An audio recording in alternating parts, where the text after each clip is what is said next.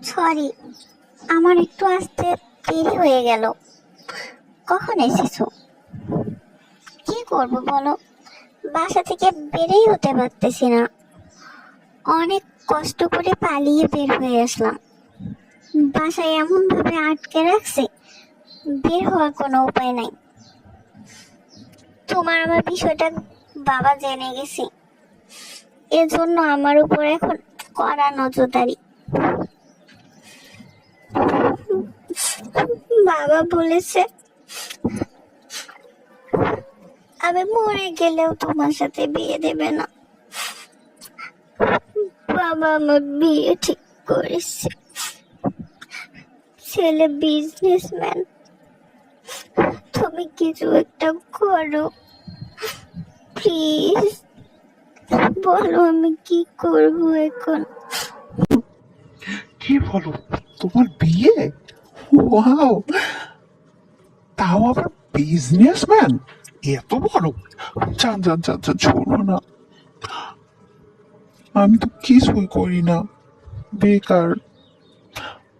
কবে যে কি হবে সেটাও জানি না, কিছু হচ্ছেও না। তুমি বিয়েটা করে ফেলো জান, ছেলে বিজনেসম্যান। আর কিন্তু মাঝে মাঝে আমার এই কিছু টাকা দিও, একটু এদিক সেদিক। জান, আমি তো তোমাকে ভালোই বাসি, আর আমি তো তোমারই থাকবো। বিয়েটা করোই না জান, আমার একটু টাকা দিলেই হবে। করো না জান, আই লাভ ইউ জান। জান, করো না বিয়েটা, একটু এদিক সেদিক দিও। আমার বিয়ে? আর এই খবর শুনে তুমি খুশি হচ্ছ? খুশিতে ধেই ধেই ধেই ধেই করে লাফাচ্ছ, তারপর থই থই।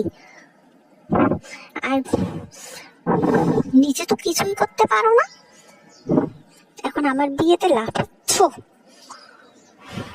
ঠিক আছে, আমি বিয়েই করে নিলাম।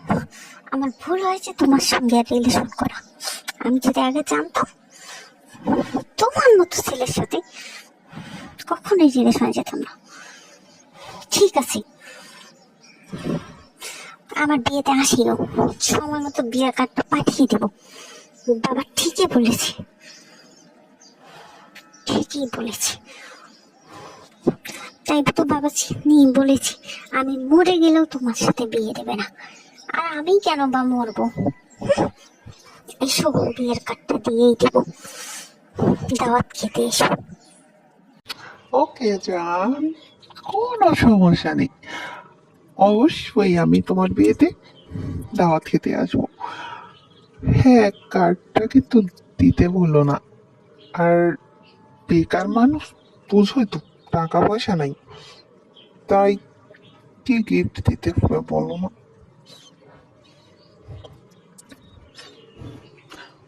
একটা তো গিফট কিছু তো দিতে হবে। যাক, একটু ভালোবাসা দিলাম,